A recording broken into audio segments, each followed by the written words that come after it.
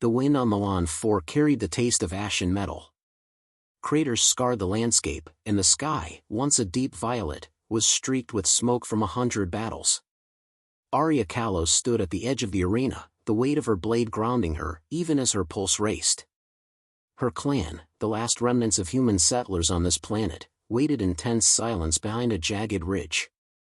Their eyes followed her every move, hope and fear mingled in equal measure.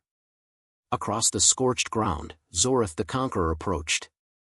His armor gleamed with a cold, dark metal, etched with symbols that pulsed faintly, an alien energy Aria had spent months studying. His steps were deliberate, each one echoing like a drumbeat of doom. He stopped several meters away, his gaze fixed on her with a predator's intensity. "Aria Kalos," he said, his voice carrying across the hollow expanse. "You wield a weapon you cannot control. And yet, you believe you can stop me." Aria tightened her grip on the hilt of her blade. The runes etched along its edge hummed faintly, responding to her heartbeat. "I don't wield it to stop you, Zorath," she replied, her voice steady despite the fear curling in her chest. "I wield it to protect my people. And I will do whatever it takes." With no further words, the duel began. Zorath lunged forward, his movements unnaturally fast, yet fluid. Aria met him with calculated precision, parrying a strike that could have cleaved her in half.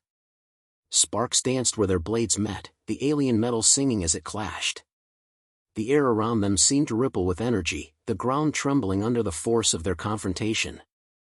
"You cling to tradition, human," Zorath hissed. "You cannot comprehend power like this." "I don't need to comprehend it," Aria shot back, pivoting and delivering a side strike that Zorath barely blocked. "I only need to survive it, and make sure my people survive it too." Minutes stretched into a tense blur as they exchanged blow after blow. Aria's blade, forged with the knowledge of the ancients, reacted unpredictably. Each time Zorath's strikes threatened to overwhelm her, the runes along her weapon flared faintly, almost instinctively, protecting her from death. But she felt it, a strange pulse, like the heartbeat of the weapon itself, synchronizing with her own. It was alive, but not her ally. "Not yet." Zorath's eyes narrowed. "It speaks to you," he sneered. "But it does not obey you." Aria's jaw tightened. She had felt it too, the subtle hum of power that seemed to anticipate the next strike. But it was not a friend. It was a force beyond comprehension, and she could not predict its whims. "Then I'll let it listen to me," she whispered under her breath. He struck again, faster this time, a blur of metal and alien energy. Aria dodged and countered, but her movements were becoming more reactive than deliberate. Sweat stung her eyes, and the roar of the wind mixed with the clang of metal, forming a symphony of chaos. And then, she saw it, the first real opportunity. Zorath overextended in his arrogance, leaving a tiny gap at his side. Without thinking, she drove her blade into his palm, a shallow cut, meant to wound, not kill. But the moment the steel touched his flesh, everything changed. The runes along her blade erupted in brilliant light. Aria's entire body stiffened as energy surged through her, a violent pulse that knocked her knees weak. She stumbled, barely managing to stay on her feet, as a wave of force radiated outward. Behind her, her clan members fell to their knees, cries of pain and surprise echoing across the battlefield. The air was thick with the tang of ozone and fear. Zorath stepped back, eyes wide for the first time in the duel. His voice, usually a knife, trembled slightly. What have you done?" Aria looked down at her blade, the runes blazing with unearthly fire. She had not intended this. The weapon had reacted on its own, awakened in response to her strike. The power was raw, overwhelming, almost sentient. She felt her heartbeat synchronize with the pulse of the blade, a rhythm that was both exhilarating and terrifying. I didn't mean to," she stammered, stepping backward. Her clan's cries filled her ears. They were connected to the blade in ways she hadn't fully understood. The surge of power that now coursed through her had a cost. It was consuming them, or at least drawing from their life force in ways that left them weak, trembling, and kneeling. Zorath's grin returned, sharper, colder. "You see now, human. The blade chooses its master, and its power is not yours to command. You have awakened something that will consume everything you hold dear. Aria's mind raced. She had trained for this moment, studied every legend, every fragment of alien text she could find. But nothing had prepared her for the immediacy, the raw violence of the weapon's response. She could feel it, humming through her veins, a conduit of unimaginable energy. And worse, she could feel her clan's connection fraying, their collective strength bending under the strain. Her voice was firm, though laced with fear. "I will find a way to control it," she said. "I will not let it hurt them any further. And I will stop you, Zorath. No matter what it costs me." The Conqueror's eyes glimmered with dark amusement. "Then prepare yourself, Aria Kalos. The duel has only begun." As they squared off once more, the air seemed charged, alive. The battlefield trembled, and the horizon beyond the arena shimmered with heat and energy. Aria's focus narrowed, every sense alert, every muscle ready. She knew she could not rely on instinct alone, she had to learn to merge with the blade, to anticipate its movements without losing herself. A scream echoed from behind her ridge, a clan member had fallen further into the energy's pull. Aria's chest tightened. She could not fail. She could not allow the weapon's raw force to become a death sentence for those she loved. The weight of leadership pressed on her shoulders, heavier than the blade in her hands, heavier than the very energy that now roared within her. Zorath charged again, and this time, Aria welcomed the surge of power. The runes flared, and she felt, for a fleeting moment, a bond forming, not fully understood, but unmistakable. The duel had begun, not just between two warriors, but between wills, between flesh and energy, between destiny and choice. The first strike of this new battle cut through the tension like lightning, and Aria knew that nothing would ever be the same again. The ground was still trembling from the violent burst of energy. Aria staggered back, breathless, as her clan members writhed on the ground, clutching their heads in agony. The crackling energy that had erupted from her blade spread like wildfire, drawing on something deep within them, something she hadn't fully understood until now. She tried to steady herself, the weight of the weapon still burning her hand as if it had a life of its own. Aria, her brother, Kalos, managed to gasp from the ground. His face was twisted in pain, eyes wide as the life force drained from him. "What did you do?" She swallowed hard, heart pounding. The weapon had reacted instinctively to her strike, but the consequences were far beyond anything she had anticipated. Her clan, her family, was tied to the blade in a way that wasn't just symbolic. The power it unleashed wasn't simply destructive. It siphoned their strength, draining them as the runes surged brighter and brighter, feeding off their energy. "Kalos, I don't know." Her voice cracked with frustration and fear. The confusion in her mind was becoming overwhelming. What had the weapon done? Why was it connected to them so deeply? Zorath, still standing at the center of the arena, observed them with a cold smirk. He seemed unfazed, even amused. "You see now, human. The blade doesn't just give power, it demands it. And it has chosen its true master." Aria's gaze locked on him. "Shut up." Her voice was a low growl, barely containing her rage. "This isn't over. This wasn't supposed to happen." Zorath raised an eyebrow. "What did you think would happen? That you could simply wield the power of the ancients without consequences? This is the price of arrogance, Aria Kalos. You, and your pitiful clan, are nothing more than fuel for the weapon's fire." She clenched her fists, stepping forward despite the throbbing in her skull. "I'll find a way to control it. I'll fix this." The runes on her blade flickered as though responding to her defiance. She could feel its power seeping deeper into her being, threatening to consume her mind, her will, just as it was consuming her people. The weight of the weapon felt unbearable now, a constant pull at the center of her chest, as though it were trying to possess her, force her to become something else, something more dangerous. Kalos groaned from the ground, his breath ragged. "You don't understand, Aria. We're linked to it. The power, it's inside us now." She crouched beside him, her voice trembling. What do you mean? We were always meant to guard it, he gasped, struggling to sit up. Our clan, we were never just protectors. We're the keepers of its power. The weapon doesn't just choose its wielder, Aria. It binds itself to its lineage. It's why we've always been connected to it. The realization hit her like a physical blow. The weapon's power had always been tied to her people, but she had never fully understood the depth of that connection. It wasn't just a relic. It was a catalyst, a living, breathing force that fed off the very essence of her clan. How do I stop it? Aria asked, her voice thick with panic. The sight of Callan's pain twisted something deep inside her. She couldn't bear the thought of losing him, or any of her people. Callan's eyes grew heavy with exhaustion, but his expression was resolute. There's no stopping it, Aria. Not without sacrifice. It's in our blood now.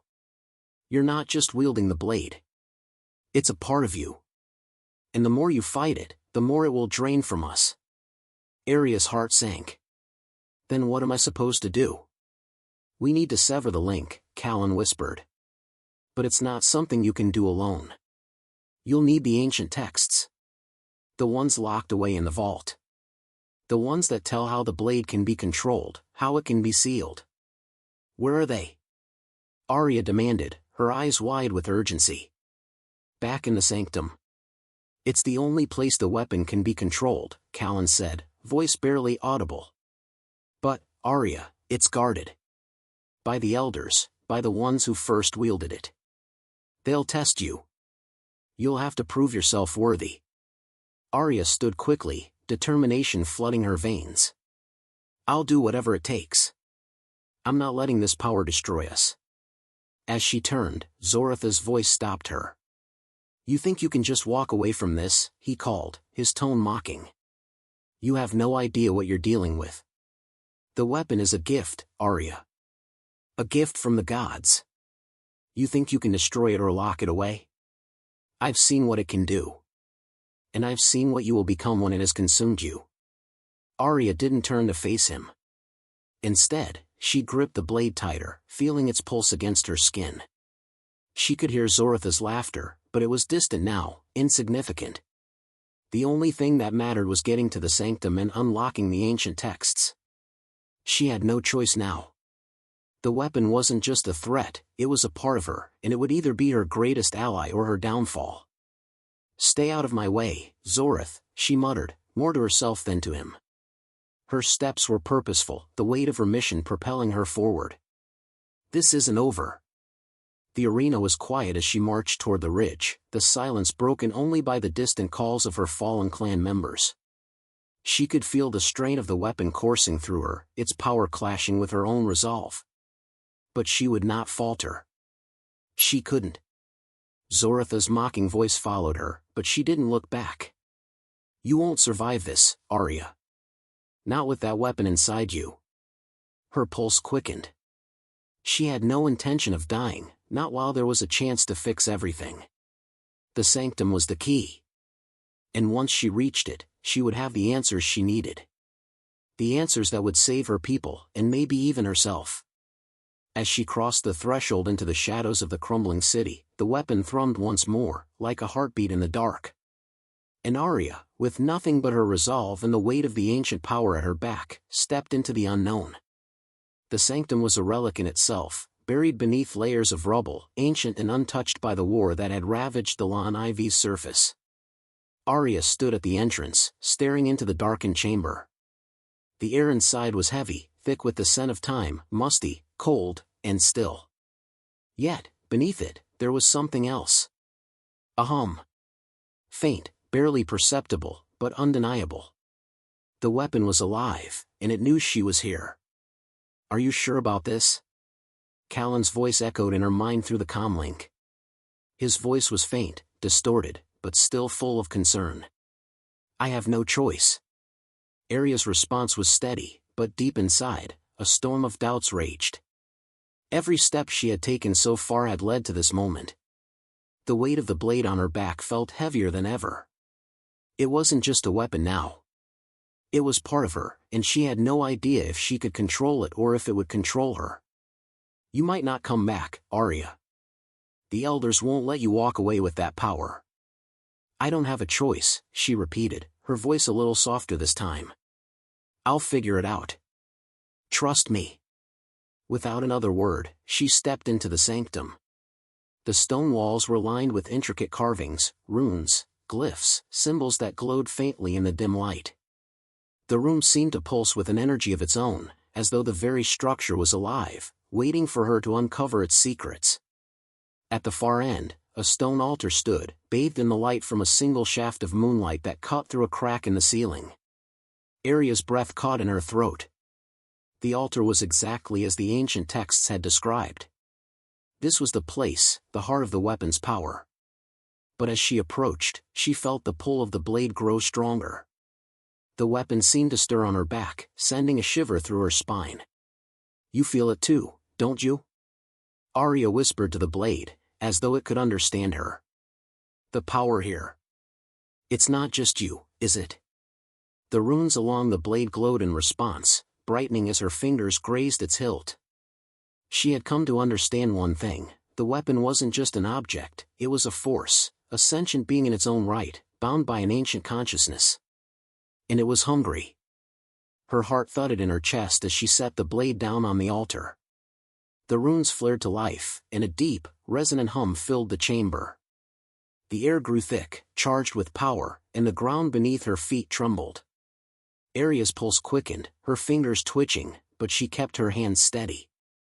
She had come too far to falter now. From the shadows of the room, the elders emerged. Ancient figures, their bodies wrapped in flowing robes of dark fabric, their faces hidden beneath hoods. They did not speak as they encircled her, their eyes glowing with an unnatural light. These were the keepers of the blade, the true masters of the weapon's power. You have brought the weapon here, child, one of them spoke, their voice echoing through the chamber. Do you know what you are asking for? I'm not asking for anything, Aria replied, her voice firm. I need to control it. I need to understand its purpose. My people are dying because of it. I can't let this power consume us. The elders stepped closer, their presence oppressive, as if they were more than human, more than a mere mortal entity. The weapon cannot be controlled, Aria Kalos. It chooses its master, and it is bound to the bloodline. You have awakened it, but it will not be satisfied until it has taken everything. It has always been this way. Aria clenched her jaw. I don't believe you. There has to be a way to stop it. There has to be a way to protect my people. The elder chuckled softly, but there was no warmth in it. You still do not understand. The weapon is a test. It will challenge you until you break, until you give in to the power it offers. That is its nature. Aria turned toward the altar, where the blade now lay, the runes glowing brighter than ever before. She could feel it calling to her, pulling at the very core of her being. She felt a surge of fear, but deeper than that, there was something else, an overwhelming need to conquer it, to prove herself worthy. What happens if I fail? Aria asked, her voice trembling with the weight of the question. The elder's eyes flickered with something close to pity. If you fail, the weapon will take your soul. It will consume you, and your people will perish with you. There is no redemption. There is only power. A cold chill ran down Aria's spine. But she didn't look away. She couldn't. She stepped forward, her hand hovering over the blade. The weapon's energy thrummed through her, pushing against her resolve, coaxing her to give in to its power. Her fingers brushed the hilt, and for a moment, she felt a wave of something, pure, unfiltered power. It was everything she had ever wanted, everything her people had ever needed. But it came with a price. She felt her will slip away for a brief moment, like the blade was eroding her, stripping her of her humanity. No, she whispered to herself. I will not give in. With a forceful motion, she grabbed the hilt, and the chamber exploded with light. The runes on the blade flared brighter than ever before, the power pushing outward in violent waves. The elders staggered back, shielding their eyes, but Aria stood firm, her grip tight on the weapon. She could feel it trying to overwhelm her, to break her resolve. But she wouldn't let it. "You are mine now," the weapon seemed to whisper, its voice a haunting, echoing murmur that filled her mind. "Not yet," Aria gritted through clenched teeth. She focused on the memory of her people, their faces, their voices. She thought of Callan, of everything she had sacrificed to reach this point. "I control you. Not the other way around." The power surged again, stronger this time, but it was different. It was no longer just a destructive force, it was a potential, a choice. Aria could feel it, the dual nature of the weapon.